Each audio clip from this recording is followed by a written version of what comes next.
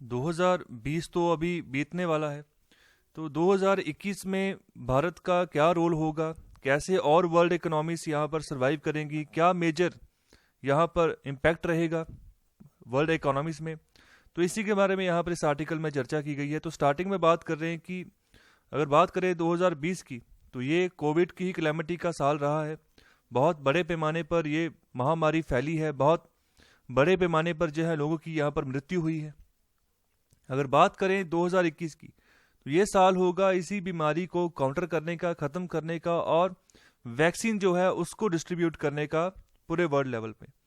तो इसके अलावा ये आने वाला साल ही बताएगा कि कौन यहाँ पर शाइन करेगा। अगर बात करें हम जो लार्ज स्केल प्रोडक्शन उसके बारे में, इक्विटेबल एसेस है, स्मूथ डिस्ट्रीब्यूशन और इंटेलिजेंट एडमिनिस्ट्रेशन, और कौन जो है अच्छे से टैकल करेगा कोरोना वायरस को, तो इसके बारे में इन सभी क्षेत्र में कौन शाइन करेगा, तो आने वाले समय में यहाँ पर अगला साल ही बता पाएगा। तो अभी भी दो बड़े इश्यूज जो हैं पूरे वर्ल्ड लेवल पर जो डोमिनेट करेंगे पूरे ग्लोबल एजेंडा में 2021 में, सबसे पहला है हेल्थ सिक्योरिटी और दूसरा है क्लाइमेट चेंज। ये इस साल भी रहे हैं और अगले साल भी ये रहने ही वाले हैं, और आने वाले कई सालों तक ये दो इश्यूज जो है ना, ये ख़त्म नहीं होंगे, ये रहेंगे जब तक। अगर हेल्थ सिक्योरिटी की बात करें तो इसमें कोई भी देश अगर पूरी तरह से अचीवमेंट नहीं हासिल कर लेता, तो अगर भारत की भी बात करें तो यहाँ पर अगर टीबी की बात करें तो अभी भी इसको हम एलिमिनेट नहीं कर पाए हैं। हालांकि हमने टारगेट रखे हैं 2030 तक हम इसको एलिमिनेट करेंगे पूरी तरीके से, लेकिन नहीं हो पा रहा है। अगर बात करें पोलियो को, तो पोलियो को अभी 3 सेक्शन होते हैं पोलियो के, तो अभी उन तीनों सेक्शंस को हम एलिमिनेट नहीं कर पाए हैं। तो अभी भी समय लगेगा हेल्थ सिक्योरिटी को और बड़े पैमाने पर एक्सप्लोर करने का। अभी तो वैक्सीनेट हमने करना है अपनी पॉपुलेशन को, उसके लिए भी अभी प्रायोरिटी बनाई जा रही है। तो यहाँ पर ये दोनों के दोनों इश्यूज आने वाले कई सालों तक रहेंगे।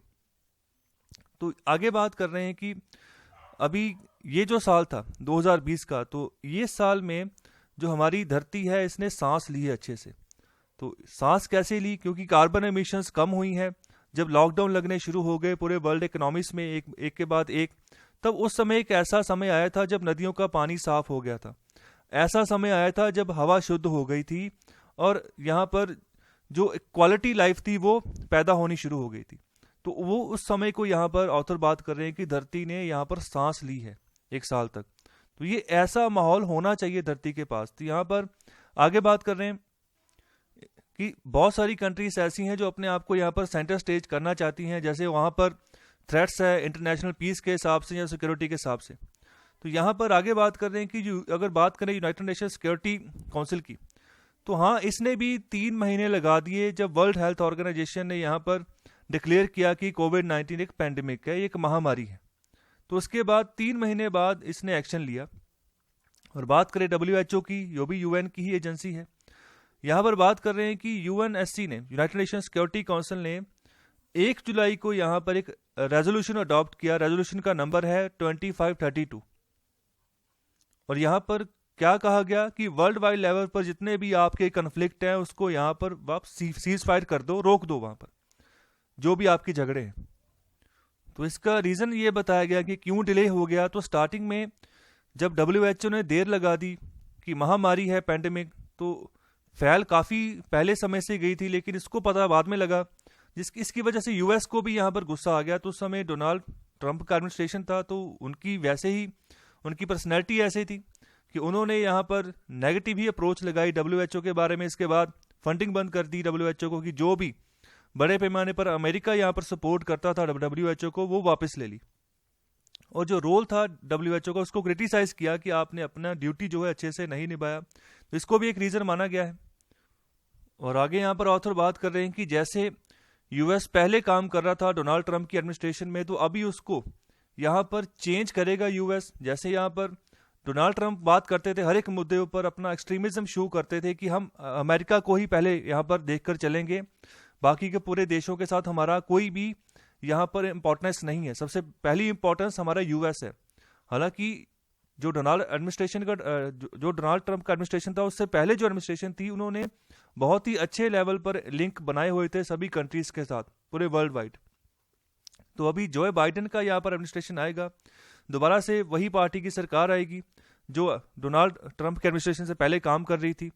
तो यहाँ पर जो आने वाली जो एडमिनिस्ट्रेशन है, इसकी जो प्रायोरिटी यही रहेगी कि पैंडेमिक से कैसे लड़ना है यूएस में, और कैसे यहाँ पर जो है लीडरशिप, जो यूएस की लीडरशिप है उसको रीएस्टेब्लिश करना है पूरे वर्ल्ड वाइड लेवल पर, और एक इफेक्टिव कोalition बनाकर चलना है आने वाले समय में, और कैसे इस पैंडेमिक को भी हम जो है एलिमिनेट करें और दोबारा से इकोनॉमिक्स को भी कैसे रिवाइव करें, तो इसके ऊपर फोकस करेगा अमेरिका।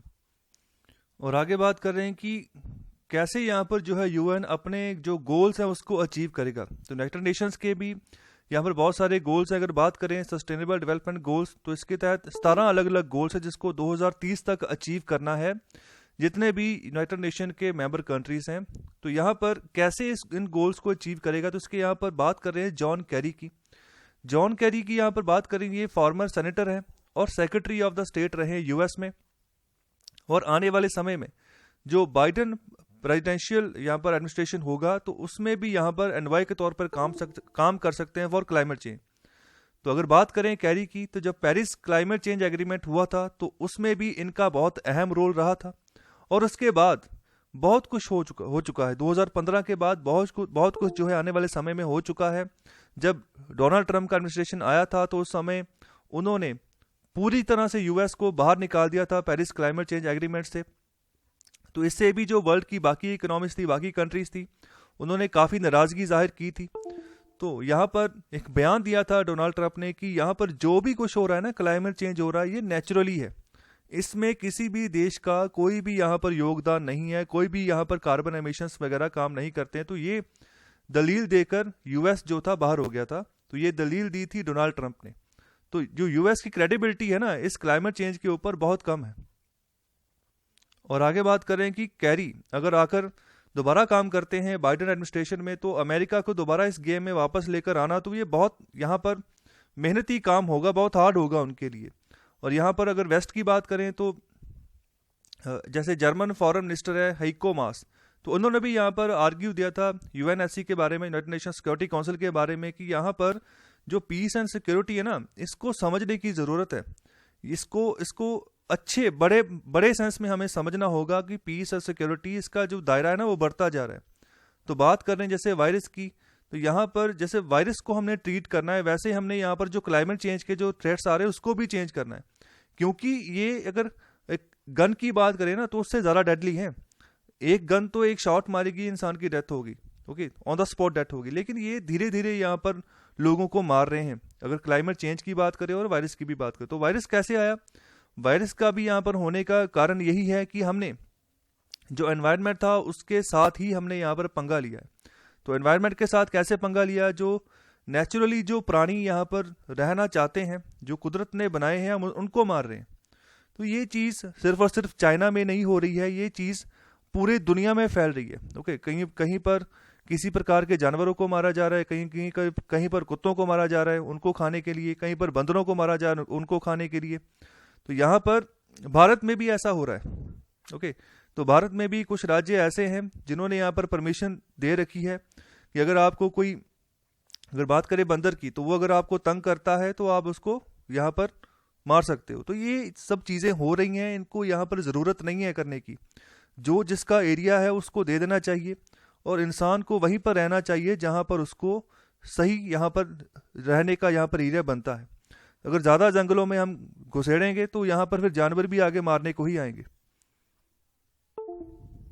तो आगे यहाँ पर बात कर रहे हैं, तो यहाँ पर यही बात कर रहे हैं कि जो यूएस और जो चाइना है, जो रशिया और चाइना है, यहाँ पर ये बेसिकली यहाँ पर नॉन ट्रेडिशनल जो सिक्योरिटी थ्रेट्स हैं, तो यहाँ पर इसको हमेशा अपोज करते हैं और हमेशा यूनाइटेड नेशन सिक्योरिटी काउंसिल को मैंडेट तभी देते हैं जब यहाँ पर वार और पीस के बारे में यहाँ पर बात आती है।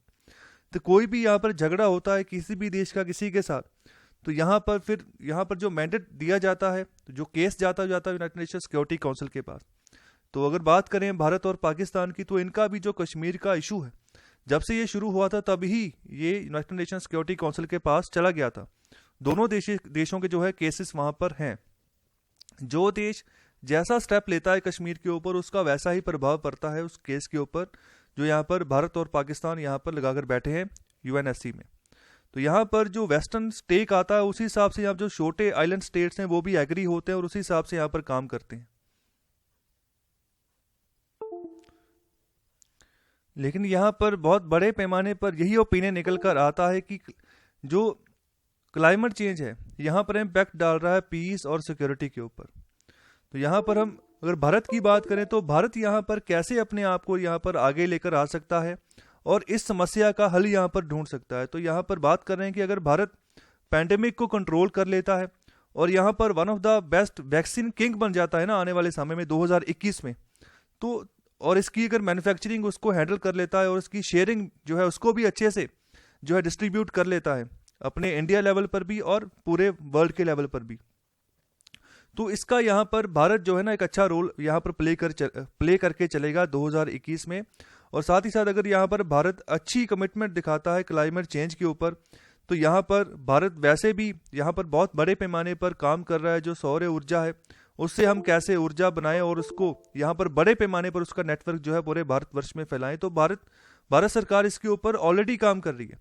तो बहुत बड़े पैमाने पर भारत की भी कमिटमेंट है कि जो हम ऑयल, जो क्रूड ऑयल निर्यात करते हैं, आयात करते हैं बाहर से, उसके ऊपर डिपेंडेंसी हम कम करें। तो डिपेंडेंसी तभी कम होगी जब एनर्जी का एक और वेरिएंट जो है उसको हम जो है साइड वाइज भारत में अच्छे पैमाने पर डेवलप कर लें। तो यहाँ पर भारत जो है इसको आगे आना होगा, अपनी कमिटमेंट शो करनी होगी। इसके अलावा जो सेक्टर्स हैं उसके ऊपर भी यहाँ पर फोकस करना होगा और साथ ही साथ जो यूएनएससी की टर्म्स हैं उसके हिसाब से यहाँ पर बेस्ट होना होगा। तो अगर अगस्त 2021 की बात करें तो भारत के पास यहाँ पर जो है रोटेटिंग प्रेसिडेंसी आएगी यूएनएससी की। तो उस समय यहाँ पर जो है जो आइटम्स जो उसको एजेंडा के ऊपर भारत यहाँ पर लेकर आएगा। तो यहाँ पर what better way to hog the spotlight while celebrating its 75th year of independence than effective delivery of the 2 major issues of the concern to the world community. तो यहाँ पर कौन सा ऐसा रास्ता होगा जब साथ ही साथ भारत अपना 75th जो है आज़ादी दिवस भी बनाएगा और साथ ही साथ यहाँ पर जो है अच्छे डिसीजंस भी देगा कि ये जो 2 मेजर इशू है, जो हेल्थ सिक्योरिटी है और दूसरा जो क्लाइमेट चेंज है, इसके ऊपर हम जो है कैसे इन इश्यूज को हम टैकल करके चलें और वर्ल्ड कम्युनिटी को कैसे यहाँ पर फायदा पहुंचाएं। तो यहाँ पर बात करने की इन सब चीज़ों को हासिल करने के लिए अगर भारत यहाँ पर जब भारत के पास प्रेसिडेंसी रहेगी तो अगर अच्छे से डिलीवरी यहाँ पर करनी है दोनों एजेंडास के ऊपर, दोनों जो मुख्य आइटम्स हैं उसके ऊपर, हेल्थ सिक्योरिटी और क्लाइमेट चेंज, तो यहाँ पर हमें ऑफेंसिव होकर यहाँ पर काम करना होगा, ना कि डिफेंसिव। तो यहाँ पर जो वैक्सीन डिप्लोमेसी राइट है, ठीक है, उसके बारे में भी यहाँ पर बात की है कि उसको भी यहाँ पर हासिल करना होगा। इसके अलावा बेटर एजेंडा यहाँ पर जो हमें यहाँ पर यूज़ करना होगा, जो यहाँ पर यूएनएससी के टर्म में, इसके अलावा अगर हम बात करें तो जैसे वो यूएनएससी एजेंडा यहाँ पर लेकर चलती है उससे बेटर एजेंडा यहाँ पर बनाना होगा, ताकि जो कि अच्छे से जो रिफॉर्म्स हैं उनको हम आगे जो है पुश कर सकें। और यहाँ पर जो यूनाइटेड नेशन जनरल असेंबली है, तो यहाँ पर रिफॉर्म्स जो है डिस्कस हो। ओके, तो यहाँ पर जब हमारे पास यहाँ पर हाई टेबल होगा, प्रेसिडेंसी होगी, तो हमें यहाँ पर इन इश्यूज़ को यहाँ पर यूएनएससी में हाईलाइट करना है और आगे लेकर आना है, क्योंकि भारत इसमें अच्छा काम कर रहा है और जिसमें भारत अच्छा काम कर रहा है उसको हम हाईलाइट क्यों ना करें यूएनएससी में। तो यहाँ पर ये पॉइंट बनता है। लेकिन यहाँ पर देखो, 2 यहाँ पर वीटो पावर होल्डर यहाँ पर कंट्रीज आ जाते हैं, एक चाइना है और एक है रशिया। तो ये जो ना ये यहाँ पर ऑब्स्टेकल खड़ा करेंगे भारत के सामने। यहाँ पर जो भारत चाहता है, जैसे यहाँ पर इफेक्टिव डिलीवरी देना चाहता है, उसके ऊपर यहाँ पर क्वेश्चन मार्क लगाएंगे और अलाउ ही नहीं करेंगे कि यहाँ पर भारत जो चाहता है उसको यहाँ पर इम्प्लीमेंटेशन जो है मिल सके जो बाकी के नेशंस हैं उनके लिए। तो यहाँ पर आर्टिकल के आखिर में यही बात की गई है कि यहाँ पर जो यूएन का फ्यूचर है, ओके, तो यहाँ पर वो भी जो है UN secretary general Antonio Guterres, तो इन्हीं के यहाँ पर हाथों में होगा। हालांकि इनकी जो टर्म है वो एक्सपायर होने वाली है 31 दिसंबर 2021 को, लेकिन फिर ये दोबारा चुनकर आ जाएंगे, ऐसे ही यहाँ पर लग रहा है। तो यहाँ पर इनकी रीसिलेक्शन हो सकती है, लेकिन उसको यहाँ पर ट्रांसपेरेंट मैनर में करना होगा आने वाले समय में। जब 2015 में यहाँ पर यूनाइटेड नेशन जनरल असेंबली में इनकी सिलेक्शन हुई थी, तब जो रेजोल्यूशन लेकर आया गया था, तो उसको यहाँ पर कहा गया था कि यहाँ पर एक सीक्रेट डील हो चुकी है जो P5 कंट्रीज हैं उनके बीच में। तो उसके हिसाब से जो है एंटोनियो गुटेरेस को जो है यहाँ पर जो है यूएन का सेक्रेटरी जनरल बनाया गया है। तो P5 नेशन जो यहाँ पर परमानेंट 5 नेशंस हैं यूनाइटेड नेशन सिक्योरिटी काउंसिल के, जिनके पास यहाँ पर वीटो पावर है। तो किनके पास वीटो पावर है? सबसे पहले यूएस आ जाता है, उसके बाद आता है यूके और फ्रांस, 3 हो गए, उसके बाद रशिया और फिर चाइना। ये 5 कंट्रीज है जिनके पास यहाँ पर वीटो पावर है। अगर यूनाइटेड नेशन सिक्योरिटी काउंसिल में कोई भी मसला आता है तो अगर भारत उसमें कुछ अच्छा करना चाहता होता है तो चाइना बीच में वीटो कर देता है। और भारत जो चाहता है, जैसे भारत चाहता है कि मैं यहाँ पर परमानेंट मेंबरशिप मुझे मिले। अभी के लिए जो ये प्रेसिडेंसी भारत के पास आई है, ये non permanent, as a non permanent member के तौर पर है। तो यूएनएससी के पास 10 नॉन परमानेंट मेंबर्स हैं और 5 परमानेंट मेंबर्स हैं। तो भारत चाहता है कि वो यूनाइटेड नेशन सिक्योरिटी काउंसिल का परमानेंट मेंबर बने, लेकिन ये नहीं हो पाता क्योंकि पाकिस्तान वैसे चाइना का लाई है। हालांकि पाकिस्तान के पास वीटो पावर नहीं, लेकिन चाइना जो है ना, चाइना अपनी वीटो को यूज करके भारत को एक साइड पे लगा देता है। तो यहाँ पर चाइना ये यहाँ पर स्टेटमेंट देता है कि भारत अभी इतना कैपेबल नहीं हुआ कि इसको यहाँ पर वीटो दे दी जाए। तो P5 कंट्रीज यहाँ पर आपस में ही सीक्रेट डील जो है ऐसे करके नया सिक्योरिटी जनरल, जो सेक्रेटरी जनरल है, उसको ना अपॉइंट करें। तो इसके बारे में यहाँ पर ऑथर बात कर रहे हैं।